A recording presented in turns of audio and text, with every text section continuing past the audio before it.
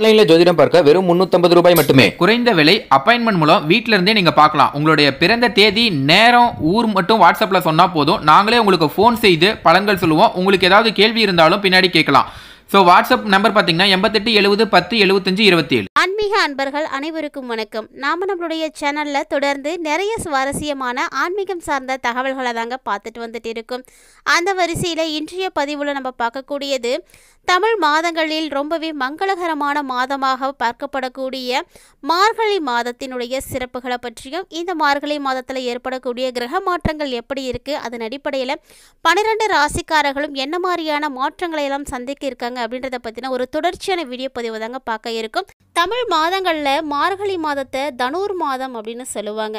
தட்சிணாயன காலம் மார்கழியோட தாங்க முடிவடையும். அதாவது சூரியனுடைய தெற்கு இயக்கமானது முடிவடையக்கூடிய காலம் இதுதான். இந்த நேரத்தில் சூரியனுடைய கதிர்வீச்சு பல பிரச்சனைகளை எல்லாம் ஏற்படுத்தி கொடுக்கக்கூடியதாக இருக்கும். இந்த தமிழ் மாதங்களில் மார்கழி மாதம் அப்படிங்கிறது மட்டும்தான் இறைவனுக்கு உரிய மாதமாகவே வந்து காணப்படுது.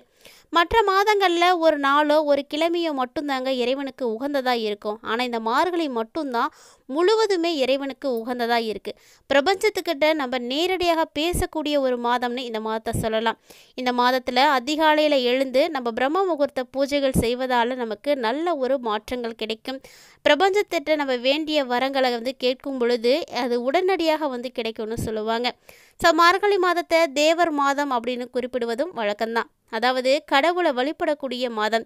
இறைவனை மட்டுமே இந்த மாதத்தில் வழிபடணும் அப்படிங்கிறதுனால தான் இந்த மாதத்தில் எந்த விதமான மங்கள நிகழ்ச்சிகளுமே வந்து நடத்தப்படுறது கிடையாது. மனிதர்களுடைய ஒரு வருடம் அப்படிங்கிறது தேவர்களை பொறுத்த வரைக்கும் ஒரு நாள் தாங்க.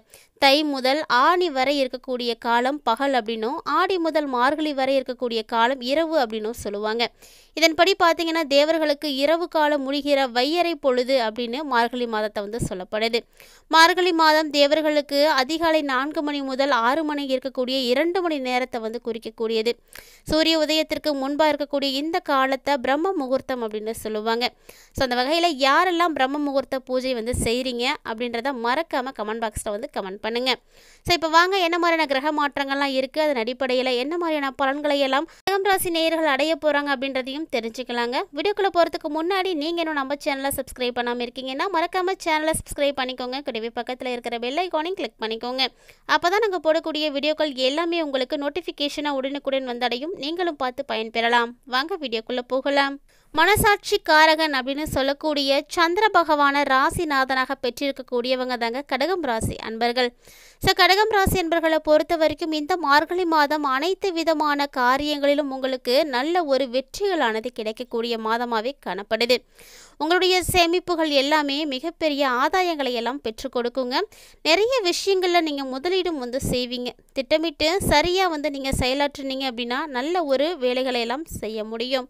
மேலும் இவர்கள் தங்களுடைய கடமைகளில் கண்ணும் கருத்துமாக வந்து செயல்படுவாங்க. மார்கழி மாதத்தினுடைய கிரக நிலைகளை ஆராய்ந்து பார்க்கையில் மாதத்தினுடைய தொடக்கத்திலே பார்த்தீங்கன்னா உங்களுடைய ராசியில் மிகப்பெரிய யோகம் செய்யக்கூடிய கிரகமாக விளங்கக்கூடிய செவ்வாய் நீச்சம் பெற்றிருக்கிறாரு.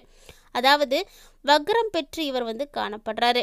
ஸோ அதனால் எதையுமே வந்து உங்களால் திட்டமிட்டு செய்ய முடியாமல் போகலாங்க. திடீர்னு நிறைய மாற்றங்களை எல்லாம் நீங்கள் பார்ப்பீங்க. மாற்றங்களும் ஏற்றங்களும் உங்களுக்கு வந்துக்கிட்டே தாங்க இருக்கும். சமூக பணிகளில் ஈடுபட்டிருக்கக்கூடிய கடகம் ராசி அன்பர்களே, அஷ்டமத்து சனியினுடைய ஆதிக்கத்தால் நிறைய குறுக்கீடுகளானது உங்களுக்கு வந்து அதிகரிக்கும். சொல்லப்போனால் பண நெருக்கடி, கொடுத்த வாக்கு காப்பாற்ற முடியாமல் போகிறது, நிறைய சூழ்நிலைகள் எல்லாம் உங்களுக்கு சிக்கல்களை எல்லாம் ஏற்படுத்தி கொடுக்கும்.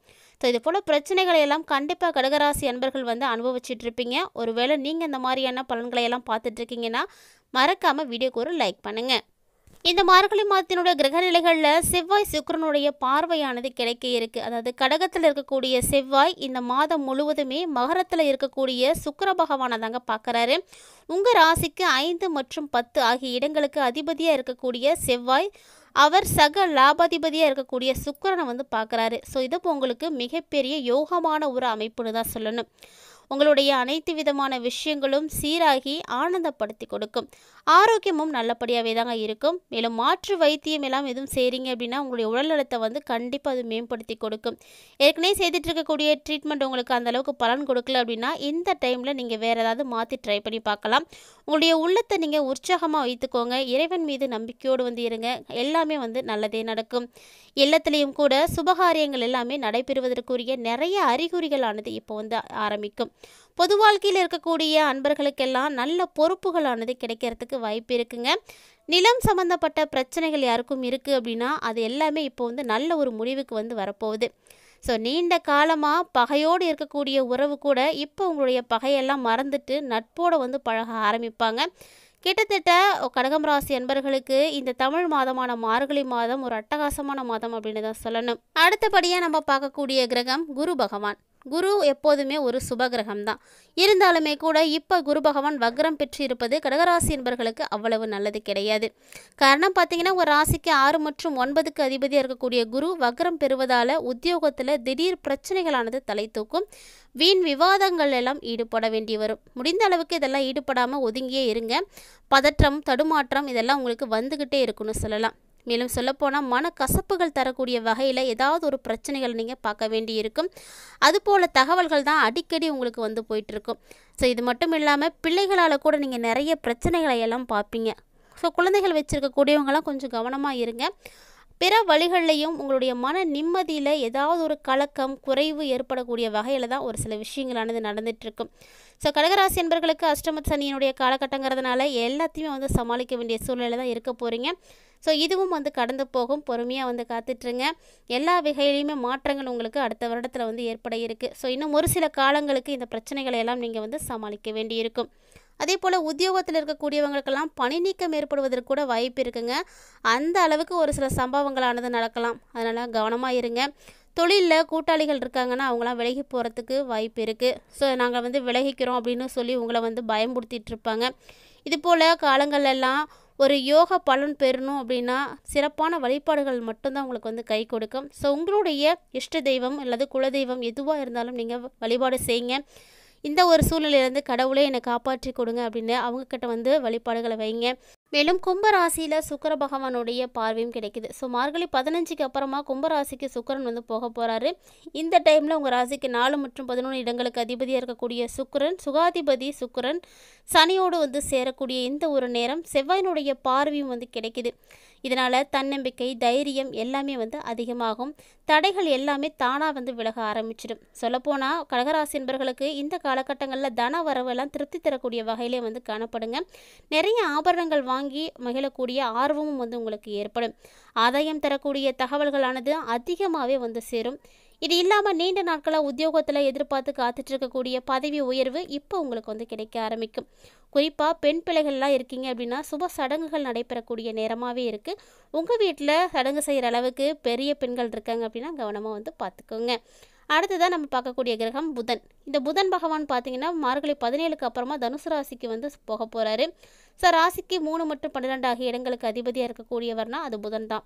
அவர் இப்போ 6வது இடத்துக்கு வரும்பொழுது விபரீத ராஜயோகத்தை எல்லாம் ஏற்படுத்தி கொடுப்பாரு. ஸோ இதன் அடிப்படையில் மிகுந்த நன்மைகளை எல்லாம் செய்வார். குடும்பத்தில் சுப நிகழ்ச்சிகளானது நடைபெறும். சொத்து பிரச்சனைகள் கூட இப்போ நல்ல முடிவுக்கு வரப்போகுதுங்க.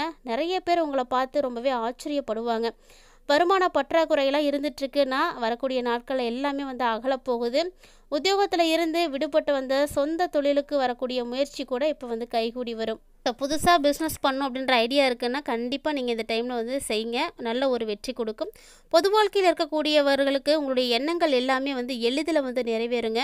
வியாபாரம் செய்கிறேன் தொழில் செய்கிறேன் இப்படின்ற முயற்சிகள் இருக்கக்கூடியவங்களுக்கெல்லாம் கூட இந்த டைமில் வெற்றி அப்படிங்கிறது நிச்சயமாக கிடைக்கும். உத்தியோகத்தில் இருக்கக்கூடியவங்களுக்கு புதிய வாய்ப்புகளும் நல்ல மாற்றங்களும் கூட வந்து சேரும். கலைஞர்களை பொறுத்த வரைக்கும் சக கலைஞர்களால் நன்மைகள் உங்களுக்கு ஏற்படும். கல்வி பயிலக்கூடிய மாணவ மாணவிகளுக்கெல்லாம் இந்த காலகட்டங்கள் அப்படிங்கிறது ரொம்ப ரொம்ப அற்புதமானது. பெற்றோர் மற்றும் ஆசிரியருடைய ஆதரவோடு நீங்கள் நல்லா வந்து படிக்க முடியும். பெண்களுக்கும் பண தேவை உடனுக்குடன் பூர்த்தியாகக்கூடிய ஒரு மாதமாகவே இந்த மார்கழி மாதம் காணப்படுது. மார்கழி மாதத்தை பொறுத்த வரைக்கும் உங்களுடைய அதிர்ஷ்டகரமான கிழமைகளாக திங்கள் மற்றும் வெள்ளியானது காணப்படுது. மேலும் இந்த மாதம் சிறப்பாக இருக்க தினம்தோறுமே அருகில் இருக்கக்கூடிய அம்மன் ஆலயத்திற்கு சென்று வேப்பிலையை அர்ப்பணித்து வழிபட்டு வாங்க. பொருளாதார தேக்க நிலைகள் எல்லாமே மாற்றம் பெற்று சிறப்பான வாழ்க்கையானது ஏற்படும். இந்த பதிவுல நிறைய இன்ட்ரெஸ்டிங்கான நியூஸ்லாம் கடகராசி என்பர்கள் பார்த்து தெரிஞ்சிட்டு இருப்பீங்கன்னு நினைக்கிறேன். மார்கழி மாதத்தினுடைய கடைசி 25 நாட்களில் உங்களுக்கு கிடைக்கக்கூடிய பலன்கள் எல்லாமே எப்படி இருக்கு, என்ன மாதிரி இருக்கு அப்படின்றதையெல்லாம் பார்த்து தெளிவாக புரிஞ்சிட்டு இருப்பீங்க. வீடியோ பிடிச்சிருந்தா லைக் பண்ணுங்க, ஷேர் பண்ணுங்க, மறக்காம கமெண்ட் பண்ணுங்க. இது மட்டும் இல்லாமல் இது போல நிறைய இன்ட்ரெஸ்டிங்கான நியூஸ் பார்த்தீங்கன்னா நம்ம சேனலில் தினந்தோறுமே நம்ம அப்டேட் பண்ணிட்டு தாங்க இருக்கோம். இது வரைக்கும் நீங்கள் பார்க்கலன்னா மறக்காம சேனலை விசிட் பண்ணி பார்த்து பயன்பெறுங்க. மீண்டும் மற்றொரு பதிவில் சந்திக்கலாம்.